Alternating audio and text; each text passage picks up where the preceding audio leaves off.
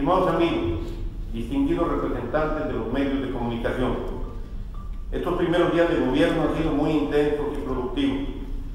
Estamos sentando las bases para que en 2017 Veracruz empiece a recuperar la seguridad, el crecimiento económico, la generación de empleo y que tengamos, aunque sea el mínimo de recursos, para atender compromisos básicos del Estado, como lo son la salud y la alimentación de cientos de miles de personas que lo requieren. Sin embargo, debo informar a ustedes que la crisis financiera del gobierno del Estado tiene dimensiones que superan todo lo imaginable. Reitero, dimensiones que superan todo lo imaginable. Parte importante del trabajo que hemos realizado con la Secretaría de Finanzas y con un grupo de asesores ha sido dimensionar el monto del enorme hueco financiero que afecta a Veracruz como consecuencia de la corrupción y las medidas que tendremos que tomar para resolverlo. La corrupción, la falta de planeación y el total desorden administrativo llevaron a Veracruz a una crisis inédita. No hay registro histórico de algo similar, ni en Veracruz ni en el país. En 12 años llevaron a Veracruz a la quiebra. ¿Cómo lo hicieron? Aumentaron el gasto en todos los rubros. El gasto total del gobierno creció en más de 30,000 millones de pesos entre 2010 y 2016. Tan solo la nómina del gobierno estatal casi se duplicó.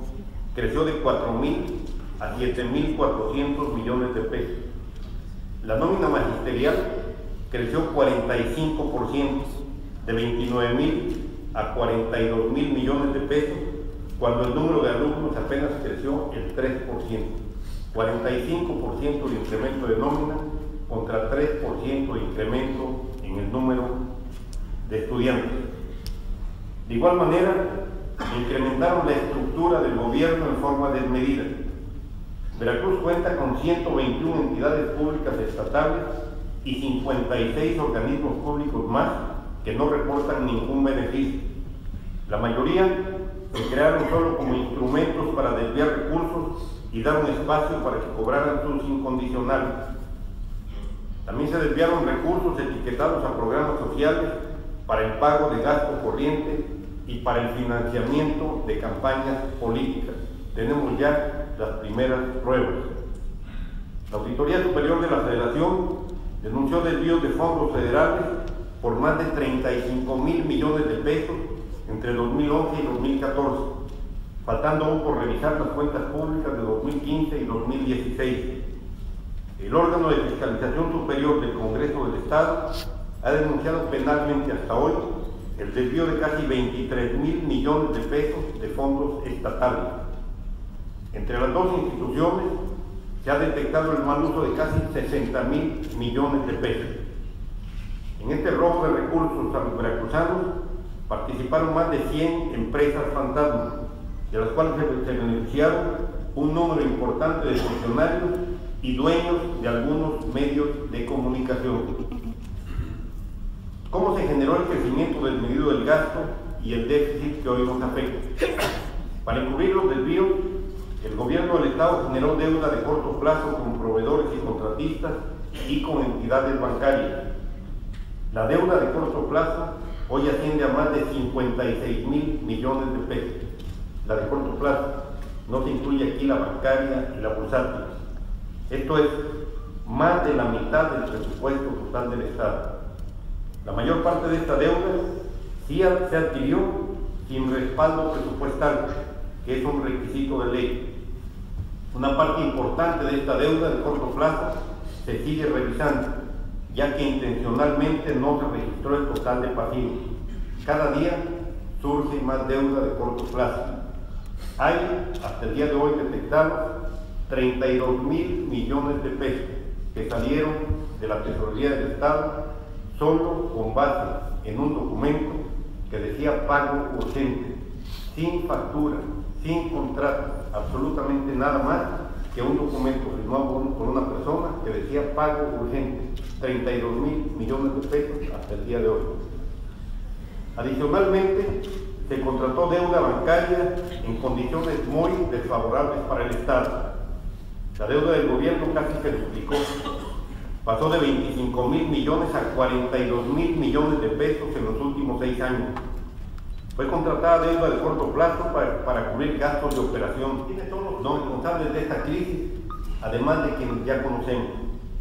En este saqueo, participaron por omisión o consentimiento algunos integrantes del Poder Legislativo y Judicial locales, así como los organismos de fiscalización, control y supervisión del gobierno del Estado. Voy a dar un ejemplo de lo anterior. 2 ejemplos. El penal de Medellín, un planetario y otras obras fueron financiadas con un crédito de Banobras por un monto de 530 millones de pesos. Los órganos de control certificaron que las obras estaban concluidas. Lo cierto es que no lo están. Este es solamente un caso en el cual los órganos de control que debían haber supervisado estrictamente el gasto público del gobierno fueron cómplices de lo que sucedió en Veracruz. La crisis del Estado no solo es una crisis financiera. Hoy tenemos una situación, me apena y me duele decirlo, de desastre social. En materia de empleo formal, en diciembre, las obligaciones ineludibles del gobierno del Estado ascienden a más de 10,000 millones de pesos. Esto incluye el pago de sueldos y prestaciones, pago a pensionados y gastos de operación indispensables como medicinas, alimentos, combustibles y servicios básicos como energía eléctrica, servicios telefónicos y de internet y otros básicos para que funcione el gobierno. Dentro de estas obligaciones ineludibles está el pago de los recursos que deben entregarse cada mes a la Universidad Veracruzana y la devolución de cuando menos una parte de los recursos que la administración anterior retuvo a los municipios y los puso también a todos en situación de crisis. Tenemos que pagar 10,000 millones de pesos, pero solo tenemos recursos disponibles por poco más de 3,000 millones de pesos. Por lo tanto, el gobierno del Estado de Veracruz tendrá un déficit este mes de más de 7,000 millones de pesos, casi imposible de cubrir. ¿Qué acciones vamos a llevar a cabo para enfrentar la crisis? Como lo señalé, Veracruz vive una crisis inédita, por lo tanto requiere soluciones inéditas. Vamos a trabajar en 3 grandes líneas de acción. Primero, revisar y proponer al Congreso se modifique la estructura del presupuesto ya presentado y de las finanzas y reformar, y modificar también el modelo financiero del gobierno del Estado.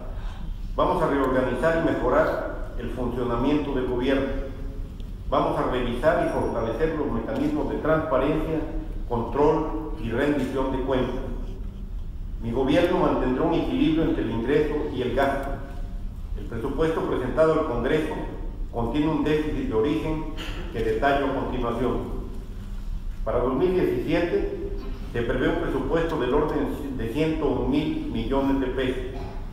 Este presupuesto considera compromisos de gasto corriente, no de inversión, de gasto corriente por 57,000 millones de pesos, es decir, más de la mitad del presupuesto se destinaría a gasto corriente. Para hacer frente a esta cifra, se cuenta solo con 36,000 millones de pesos. Es decir, de origen existe un desequilibrio presupuestal de 21,000 millones de pesos. Por esa razón, es necesario rehacer el presupuesto para 2017.